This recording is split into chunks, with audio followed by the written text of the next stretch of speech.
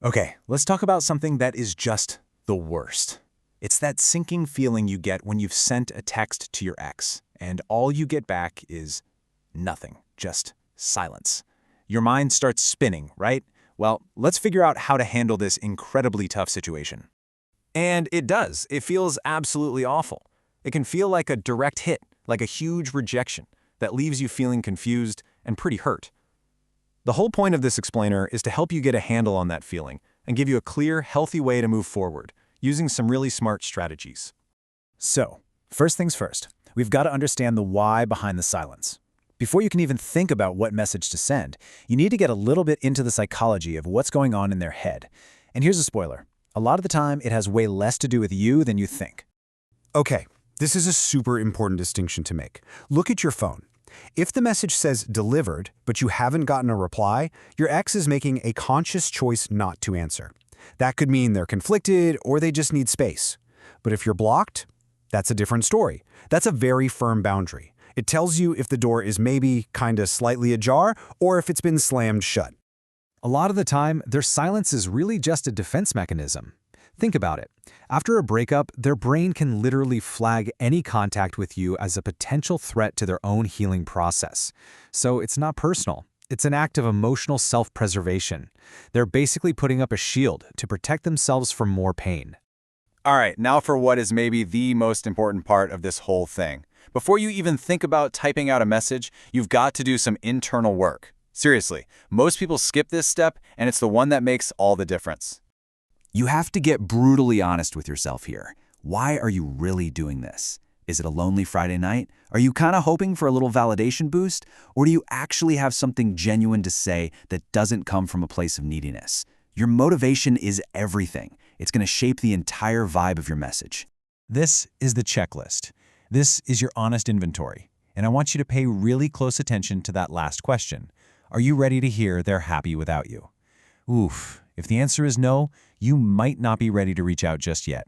Because the only healthy way to do this is from a place of real, genuine care, with absolutely zero expectations. So you've done the mental prep work? You're in a good headspace? Great. Now let's get practical. Here are 3 really powerful, totally non-needy ways to write a message that's actually kind of hard to ignore. Okay, this first one is all about tapping into a positive memory you both share.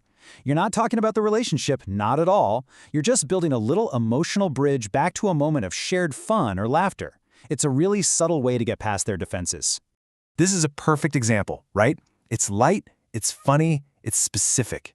It reminds them of a good time without dragging in any of the heavy emotional stuff. A text like this has zero pressure, and you know what? It'll probably make them smile. And that's exactly what you're aiming for. All right, this next one shows incredible maturity. Instead of trying to get something from them, a response, attention, you're giving them something. You're offering up a piece of useful information with absolutely no strings attached. I mean, a message like this basically says, hey, I'm thinking about you as a person and I still care about your well-being. It's a completely selfless move that asks for nothing back, and that can be a really powerful way to lower their guard. And our final strategy, this one is smart because it engages their brain.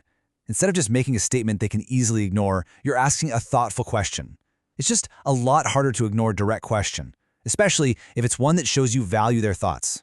This approach works so well because it shows you respect their intelligence. You're not asking about you or them or the relationship. You're asking for their opinion on a totally neutral topic that you know they care about.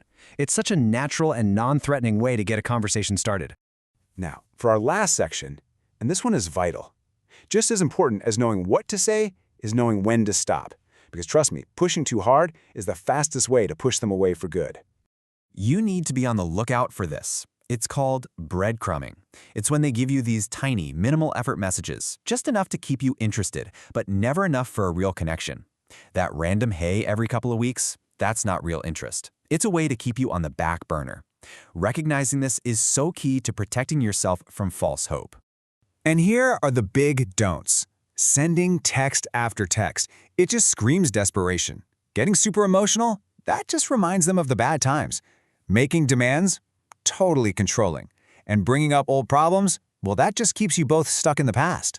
Avoiding these 4 things is absolutely crucial for your own dignity and for any chance of a future connection.